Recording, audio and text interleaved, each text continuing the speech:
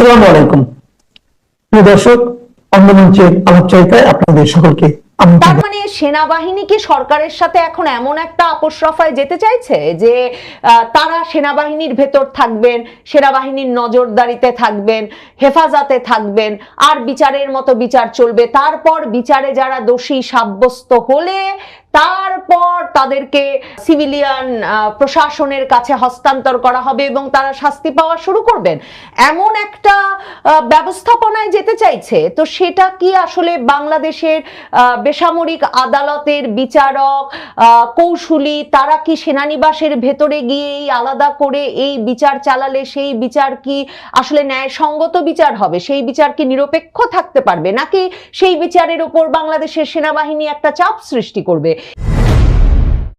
শেখ হাসিনার শাসনামলে গুম, খুন এবং বন্দি করে এনে নির্যাতনের মামলায় আন্তর্জাতিক অপরাধ ট্রাইব্যুনালে মানবতা বিরোধী অপরাধের অভিযোগে যে 25 জন সাবেক এবং বর্তমান সেনা কর্মকর্তার বিরুদ্ধে মামলা হয়েছে, গ্রেফতারি পরোয়ানা জারি হয়েছে, এবং যাদের মধ্যে বর্তমানে কর্মরত 15 জনকে সেনা হেফাজতে আনা হয়েছে বলে সেনা সদর দপ্তরের পক্ষ থেকে জানানো হয়েছে, সেই সেনা হেফাজতে আনা সার্ভিং অফিসারদেরকে, যাদের মধ্যে একজন জেনারেলও আছেন, তাদেরকে কি পুলিশের হাতে তুলে দেওয়া হবে? তাদেরকে কি আদালতে উপস্থাপন করা হবে? এসব নিয়ে নানা জল্পনা কল্পনা এবং একেবারে দৃশ্যমানভাবেই সেনা কর্তৃপক্ষের সঙ্গে সিভিলিয়ান কর্তৃপক্ষের, সরকারের, আন্তর্জাতিক অপরাধ ট্রাইব্যুনালের টানাপোড়েন, এই সব চলার মধ্যে এখন এটা পরিষ্কার হয়েছে যে কোনো সিভিলিয়ান আদালতে, ব্লাডি সিভিলিয়ানের আদালতে আর্মি অফিসাররা যে হাজিরা দেবেন না, সেই বিষয়টা আদায় করে এনেছেন ওয়াকার বাহিনী, ওয়াকারুজ্জামানের সেনাবাহিনী। দেখেন, আপনাদেরকে আমি বলেছিলাম যে জেনারেলরা ভীষণ ক্ষিপ্ত হয়ে পড়েছিলেন, বাংলাদেশ সেনাবাহিনীর 56 জন জেনারেলই, যে তাদের কোনো রকম জানাশোনার বাইরে হঠাৎ করে কি করে এমন একটা গ্রেফতারি পরোয়ানা জারি হয়ে যেতে পারলো, যেই গ্রেফতারি পরোয়ানার ভিত্তি হিসেবেই বলা হচ্ছে আন্তর্জাতিক অপরাধ ট্রাইব্যুনালে আইনটা পরিবর্তনও আনা হয়েছে 8 তারিখে এই গ্রেফতারি পরোয়ানা জারির আগে, যে যেই মাত্র কারো বিরুদ্ধে গ্রেফতারি পরোয়ানা জারি হবে সাথে সাথে তিনি আর সরকারের কোনো কাজে থাকতে পারবেন না, তার মানে তিনি আর আর্মি অফিসার হিসেবে গণ্যই হবেন না। তো সেনাবাহিনীর ভেতরে একেবারে তরুণ অফিসার থেকে শীর্ষ জেনারেলদের মধ্যে চরম ক্ষোভ ছড়িয়ে পড়ে যে তার মানে অভিযুক্ত করা মাত্র সেনাবাহিনীর সকল সুযোগ সুবিধা, আশ্রয়, সুরক্ষা হারাতে যাচ্ছেন এই সব সেনা কর্মকর্তারা, এবং সেনাবাহিনী সেটা এক রকমের বসে বসে দেখছে যে আন্তর্জাতিক অপরাধ ট্রাইব্যুনাল অথবা যে কোনো আদালত এখন সেনাবাহিনীর যে কোনো কর্মকর্তার বিরুদ্ধে মামলা ঠুকে দিতে পারে, এবং তাতেই সেনা আইনে নয় বরং বেসামরিক আদালতে সেনা কর্মকর্তাদের বিচারের সুযোগ হয়ে যেতে পারে এবং সেনাবাহিনী তাদেরকে আর কোনো সুরক্ষাই দেবে না। এই নিয়ে নানা রকম শঙ্কা আশঙ্কার মধ্যে বিশেষভাবে সরকারের ভেতর চরম ভয় ছড়িয়ে পড়ে যে যে কোনো সময় সেনাবাহিনীর ভেতরে এই ক্ষোভ আর হতাশা জরুরি অবস্থা জারির কারণ হয়ে উঠতে পারে। ভয়টা এমন রকমের বাড়াবাড়ি পর্যায়ে যায় যে স্বরাষ্ট্র মন্ত্রণালয়ের যে বিশেষ সহকারী প্রধান উপদেষ্টার খোদাবক্স চৌধুরী, যিনি পুলিশের সাবেক আইজিও ছিলেন, সেই খোদাবক্স চৌধুরী শনিবার রাতে হঠাৎ ক্যান্টনমেন্টের ভেতর কিছু এপিসি এপাশ থেকে ওপাশে যাচ্ছিল, মানে তাদের টহল এলাকা পরিবর্তনের জন্য মুভ করছে, খবর পাওয়া মাত্র তিনি ফ্রান্সে পিনাকি ভট্টাচার্যকে ফোন করে বসেন এবং বলেন যে পিনাকি ভট্টাচার্য যেন সরকারকে রক্ষায় এগিয়ে আসেন এবং রীতিমতো সামাজিক যোগাযোগ মাধ্যমে ডাক দেন বাংলাদেশের বিপ্লবী তরুণ জনতার উদ্দেশ্যে যে যাতে তারা রাস্তায় নেমে এসে সেনাবাহিনীকে ঠেকায় জরুরি অবস্থা জারি থেকে। এবং রাস্তায় ট্যাঙ্ক নেমে গেছে, এবং আপনারা অনেকেই নিশ্চয়ই দেখেছেন যে তখন পিনাকি ভট্টাচার্য, প্রিয় দেশবাসী, আপনারা দলে দলে সকল ছাত্রাবাস থেকে নেমে আসুন, মাদ্রাসা থেকে নেমে আসুন বলে তিনি ডাক দিয়ে বসেন। মানে বনের বাঘে খায় না, মনের বাঘে খায়, এর চেয়ে দুর্ধর্ষ উদাহরণ আমি সাম্প্রতিক সময়ে দেখি নাই। মানে যে ক্যান্টনমেন্টে দুটো গাড়ি এদিক ওদিক হয়েছে আর সরকারের একেবারে প্রধান উপদেষ্টার স্বরাষ্ট্র মন্ত্রণালয়ের বিশেষ সহকারী তিনি ভেবে বসে গেছেন যে জরুরি অবস্থা জারি হয়ে গেছে, তিনি ফ্রান্সের দ্বারস্থ হয়েছেন যে আপনি ঠেকান জরুরি অবস্থা।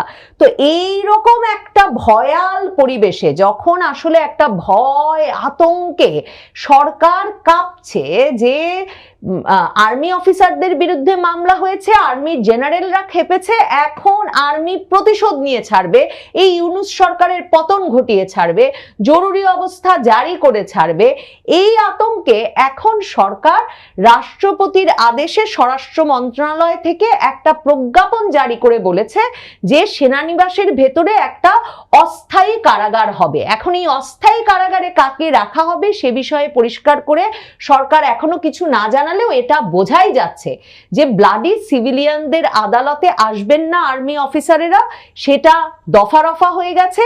এবং সেই আপোষ রফা হওয়ার ফলশ্রুতিতেই সরকারকে এখন বলতে হচ্ছে ক্যান্টনমেন্টের ভেতর একটা সাব জেল হবে এবং সেই সাব জেলে আসলে এই 15 জন সেনা কর্মকর্তা যাদেরকে হেফাজতে নেওয়া হয়েছে বলে সেনা সদর জানিয়েছে, সার্ভিং অফিসার, তারা এখন আপাতত থাকবেন। এমন ধারণা করা যাচ্ছে যে সেই সাব জেলেই বিচার কাজ পরিচালিত হবে এই সেনা কর্মকর্তাদের। এখন প্রশ্ন হলো, স্বরাষ্ট্র মন্ত্রণালয় প্রজ্ঞাপন জারি করে সেনানিবাসের ভেতরের একটা ভবনকে সাব জেল বলেছে বটে, সেই প্রজ্ঞাপনে বলে নাই কাদের আটক রাখবে, সেই প্রজ্ঞাপনে এ কথাটাও পরিষ্কার করে নাই যে 15 জন সেনা কর্মকর্তাকে তো সেনা বাহিনীর তরফে adjutant general major general Hakimuzzaman আমাদের জানিয়েছিলেন যে তারা টিভির স্ক্রল দেখে, তাদের কাছে কোনো গ্রেফতারি পরোয়ানাও পৌঁছায় নাই, তারা টিভির স্ক্রল দেখে অভিযুক্ত হয়েছেন বলে যেসব সেনা কর্মকর্তা জেনেছেন তাদেরকে তারা রিপোর্ট করতে বলেছেন, তারা রিপোর্ট করেছেন, তাদেরকে পরিবার থেকে বিচ্ছিন্ন করে তাদের হেফাজতে রেখেছেন। এখন তারা কি গ্রেফতার হয়েছেন? গ্রেফতারি পরোয়ানা কি সেনা সদরে পৌঁছেছে? গ্রেফতার করে সেনা হেফাজতে রেখে দেওয়া মানে সেনা কোর্টে বিচারের জন্য সেনাবাহিনী গ্রেফতার করতে পারে, কিন্তু আন্তর্জাতিক অপরাধ আদালতে বা দেশের আদালতে বিচার হতে হলে তো পুলিশকে গ্রেফতার করতে হবে। তাহলে কি পুলিশের কাছে হস্তান্তর করা হয়েছে? পুলিশ কি গ্রেফতার করেছে বলে কোনো কাগজে লিখেছে যে এই মামলায় এই আসামিকে এর মধ্যে গ্রেফতারি পরোয়ানার ভিত্তিতে গ্রেফতার করা হয়েছে, নাকি এখনো তারা সেনা হেফাজতে সেনা সদরের মানে দায়িত্বেই আটক অবস্থায় আছেন? মানে এই বিষয়গুলো কিভাবে পরিষ্কার হবে? এদের এখন যে বিচার হবে, স্বরাষ্ট্র মন্ত্রণালয় যে কারাগার ঘোষণা করলো, অস্থায়ী কারাগার ঘোষণা করলো, সেই আদালতে বিচার করবেন কে? সেই আদালতে বিচার কি মার্শাল ল আইনের অধীনে হবে, মানে সামরিক আইনের অধীনে হবে? সামরিক সেনা সদরের জাজেরা করবেন, নাকি আন্তর্জাতিক অপরাধ আদালতের প্রসিকিউটর বিচারক তারা যাবেন, গিয়ে ওই অস্থায়ী কারাগারে বিচার করে আসবেন, নাকি অস্থায়ী কারাগার থেকে পুলিশের ভ্যানে করে? আপনাদেরকে তো আমি অসংখ্যবার বলেছি যে সবচেয়ে বড় ভয় বাংলাদেশের সেনাবাহিনীর জেনারেলদের এবং জেনারেল ওয়াকারুজ্জামানের যে আর্মি অফিসারদেরকে প্রিজন ভ্যানে করে আদালতে নেওয়া হচ্ছে এই দৃশ্য। তিনি তার ব্রাদারদের, এই ফেলো অফিসারদের ব্রাদারদের এই অবস্থায় পড়ার দৃশ্য দেখতে চান না। সেনা অফিসাররা পুলিশের প্রিজন ভ্যানে বসে আছেন, এই অপমান সেনাবাহিনীর অফিসাররা নিতে রাজি না।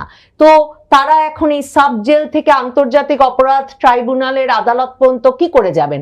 বাংলাদেশে দেখেন আর্মি অফিসারদের মানে সম্মান মর্যাদাটা, মানে কেন তারা বলবেন না, মানে বারবার দুষ্টুমি করে বলছি বটে ব্লাডি সিভিলিয়ান, কিন্তু তারা আমাদেরকে কেন ব্লাডি সিভিলিয়ান বলে গালি দেবেন না? দেখেন বাংলাদেশের সর্বশেষ পুলিশ প্রধান, মানে ওই আগস্ট পর্যন্ত যে পুলিশ প্রধান ছিলেন চৌধুরী আব্দুল্লাহ মামুন, যিনি কিনা ওয়াকারুজ্জামানের সঙ্গে একত্রেই ছাত্র জনতার আন্দোলন মোকাবেলায় কাজ করছিলেন শেখ হাসিনার শাসনামলে, সেই চৌধুরী আব্দুল্লাহ মামুন তো পুলিশের হেফাজতে বহুদিন ধরে আটক, মানে তাকে হাতকড়া পরিয়ে প্রিজন ভ্যানে করে আদালতে নেওয়া হচ্ছে। তিনি এখন রাজসাক্ষী হয়ে একটু নরম আচরণ পাচ্ছেন, মানে আশা করা যায়, মানে তিনি প্রত্যাশা করছেন, আদালতও তাকে কথা দিয়েছে রাজসাক্ষী যেহেতু হয়েছেন কাজে তার শাস্তিও যেমন কমবে, তার প্রতি আচরণও মানে বেশ ভালো হয়ে এসেছে, কিন্তু মানে প্রতিদিন বাংলাদেশের সাবেক মন্ত্রী, বর্ষিয়ান রাজনীতিবিদ, কয়েক দফার মন্ত্রী সবাইকে আমরা দেখছি, মানে 70-80 বছর বয়সী লোকদের আমরা দেখছি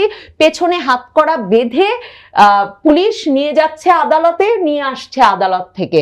হ্যাঁ, সেই পথে তো ধরেন ডিম মারা হচ্ছে, তাদের গায়ে হামলা করা হচ্ছে, আঘাত করা হচ্ছে, এসব দৃশ্য তো দেখেছি আমরা। তো তাহলে দেখেন বাংলাদেশের মন্ত্রী, মিনিস্টার, পুলিশ প্রধান, পুলিশ অফিসার কারো সম্মান নাই।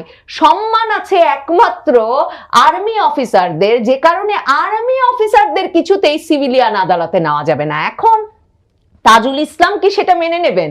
দেখেন, একদিকে যেমন সেনা সদর থেকে বলেছে গ্রেফতারি পরোয়ানা পায় নাই তারা, এখনো তারা নিজেরাই গ্রেফতার করেছে, নিজেরাই হেফাজতে রেখেছে, এবং সেই ব্যক্তিদের রেশন, বেতন, চাকরি সবই অব্যাহত আছে। তার মানে আন্তর্জাতিক অপরাধ ট্রাইব্যুনালের কথা অনুযায়ী গ্রেফতারি পরোয়ানা হওয়া মাত্র এদেরকে আর্মির চাকরি থেকেও চ্যুত করা হয় নাই। তাহলে দেখেন, একদিকে তারা এটা বলছে, তাজুল ইসলাম বলেছেন যে গ্রেফতারি কেউ যদি গ্রেফতার করে থাকে, সেনাবাহিনীও যদি তাদেরকে গ্রেফতার করে থাকে, তাদেরকে আদালতে উপস্থিত করতে হবে। এই অস্থায়ী কারাগারের ঘোষণার পরেও কিন্তু চিফ প্রসিকিউটর তাজুল ইসলাম বলেছেন যে কোনো জায়গাকে কারাগার হিসেবে ঘোষণা করা হবে সেটা প্রসিকিউশন বা তদন্ত সংস্থার বিবেচ্য বিষয় নয়। আমাদের বিবেচ্য বিষয় হলো আইন অনুযায়ী কাজটা করতে হবে। আসামিকে যদি গ্রেফতার করা হয় তাহলে 24 ঘন্টার মধ্যে আদালতে আনতে হবে, সেটা সংবিধান, ট্রাইব্যুনাল আইন ও ফৌজদারি কার্যবিধিতে আছে। তারপর আদালত তাকে যেখানে রাখতে বলবেন সেখানে রাখবে। দেখেন, সেনা সদর থেকে বলেছে সেই 8 তারিখ বুধবার এই গ্রেফতারি পরোয়ানা জারি হয়ে যাওয়ার খবর তারা যখন টিভি স্ক্রলে দেখেছেন, তারপর থেকে এই হেফাজতে এনেছেন। এখন পর্যন্ত কিন্তু সেনা সদর তাদেরকে আদালতে হাজির করে নাই। কিন্তু বাংলাদেশের আইন বলে যে কোনো ভাবে কাউকে গ্রেফতার করা মাত্র 24 ঘন্টার মধ্যে আদালতে হাজির করতে হবে। দেখেন, এই যে সেনাবাহিনীর গ্রেফতারের স্বভাব, সেনাবাহিনী তো সিভিলিয়ানদের গ্রেফতার করে করে এই বিপদে পড়লো, এই যে নিয়ে আসা, গ্রেফতার করা, তুলে আনা, জিজ্ঞাসাবাদ করা, সেগুলো তো আমলের পর আমল ধরে চলেছে। পুরো 1-11 সময় চলেছে, অপারেশন ক্লিন হার্টের সময় চলেছে, বিএনপির সময়ে, হ্যাঁ, তো এই আয়নাঘর কাণ্ডে তো চলেছেই। এই বিষয়টা দেখেন, যখনই কোনো বাহিনী যে কোনো ব্যক্তি গ্রেফতার করবে তখন তাকে কিন্তু, যখন যৌথ বাহিনীর অপারেশনও চলে, যখন আর্মির কাছে গ্রেফতারের অধিকার দেওয়া থাকে, তখনও সুস্পষ্টভাবে বলা আছে আইনে, বাংলাদেশের আইনে, যে 24 ঘন্টার মধ্যে আদালতের কাছে হাজির করতে হবে বা থানায় নিয়ে যেতে হবে। তো সেনাবাহিনী কি তাদের 15 জন সেনা কর্মকর্তার ক্ষেত্রে সেটা করলো? তার মানে সরকারের একটা অংশের সঙ্গে আপোষ রফার চেষ্টা হচ্ছে বটে, কিন্তু সেটা কি আইন অনুযায়ী হচ্ছে কিনা, সেটা কি ন্যায় বিচারের ভিত্তিতে হচ্ছে কিনা, মানে সকলের জন্য আইন সমান, আইন কাউকে বিশেষভাবে সুবিধা দেয় না, কাউকে বিশেষভাবে ঘৃণার চোখেও দেখে না, সেই নীতিকে অনুসরণ করা হচ্ছে। তাহলে কি করে এই ঘটনাটা ঘটতে পারে যে সেনানিবাসের ভেতরে অস্থায়ী কারাগার? নাকি সেনানিবাসের ভেতরে এই অস্থায়ী কারাগার ঘটতে যাচ্ছে সে কারণে, যে কারণটি আমি আপনাদেরকে বলেছি, যে সেনাবাহিনীর ভেতরে এই সন্দেহ আছে যে আন্তর্জাতিক অপরাধ ট্রাইব্যুনালের এই মামলাগুলোই শেষ মামলা নয়, আরো প্রায় 100-150 সেনা কর্মকর্তার বিরুদ্ধে মামলা আসতে যাচ্ছে, জুলাই আগস্ট সংক্রান্ত মামলাগুলো, এবং যেই মামলা থেকে আসলে সেনাপ্রধান ওয়াকারুজ্জামানেরও বাঁচার কোনো উপায় নাই। তার মানে সেনাবাহিনী কি সরকারের সাথে এখন এমন একটা আপোষ রফায় যেতে চাইছে যে তারা সেনাবাহিনীর ভেতর থাকবেন, সেনাবাহিনীর নজরদারিতে থাকবেন, হেফাজতে থাকবেন, আর বিচারের মতো বিচার চলবে, তারপর বিচারে যারা দোষী সাব্যস্ত হলে তারপর তাদেরকে সিভিলিয়ান প্রশাসনের কাছে হস্তান্তর করা হবে এবং তারা শাস্তি পাওয়া শুরু করবেন, এমন একটা ব্যবস্থাপনায় যেতে চাইছে? তো সেটা কি আসলে বাংলাদেশের বেসামরিক আদালতের বিচারক, কৌশলী, তারা কি সেনানিবাসের ভেতরে গিয়ে আলাদা করে এই বিচার চালালে সেই বিচার কি আসলে ন্যায়সঙ্গত বিচার হবে? সেই বিচার কি নিরপেক্ষ থাকতে পারবে, নাকি সেই বিচারের উপর বাংলাদেশের সেনাবাহিনী একটা চাপ সৃষ্টি করবে? এই প্রশ্নগুলো করা তো অত্যন্ত গুরুত্বপূর্ণ। দেখেন, অস্থায়ী কারাগারের কথা বললেই মনে পড়বে আপনাদের সকলেরই যে 11 সরকারের সময় সাব জেলে সংসদ ভবন এলাকায় দুটো বাড়িতে ছিলেন বেগম খালেদা জিয়া এবং শেখ হাসিনা। তাদেরকে কিন্তু পুলিশই গ্রেফতার করেছিল। দেখেন, সুনির্দিষ্ট মামলায় পুলিশ গ্রেফতার করে আনলো এবং পুলিশ গ্রেফতার করবার পর তাদেরকে আদালতে না, তাদেরকে কারাগারে, সাধারণ কারাগারে না পাঠিয়ে, দুজনেই যেহেতু তখন সাবেক প্রধানমন্ত্রী, সেই সম্মান থেকে তাদেরকে একটা সাব জেলের মধ্যে রাখা হলো।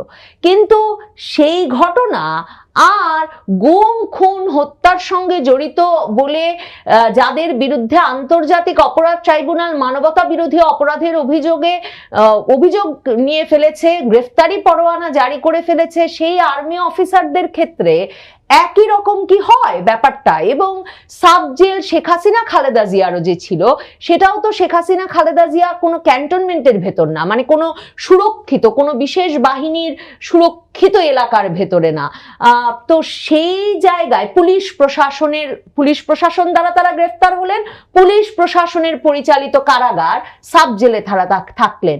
সেনানিবাসে সেনাবাহিনীর দ্বারা পরিচালিত কারাগারের ভেতরে রেখে বেসামরিক আদালতে, আন্তর্জাতিক অপরাধ ট্রাইব্যুনালে কিভাবে বিচার সম্ভব? আমার মনে হয় এটা এখন চিফ প্রসিকিউটর তাজুল ইসলাম, বাংলাদেশের স্বরাষ্ট্র মন্ত্রণালয় এবং বাংলাদেশের সেনাবাহিনী এদের পরিষ্কার করা দরকার।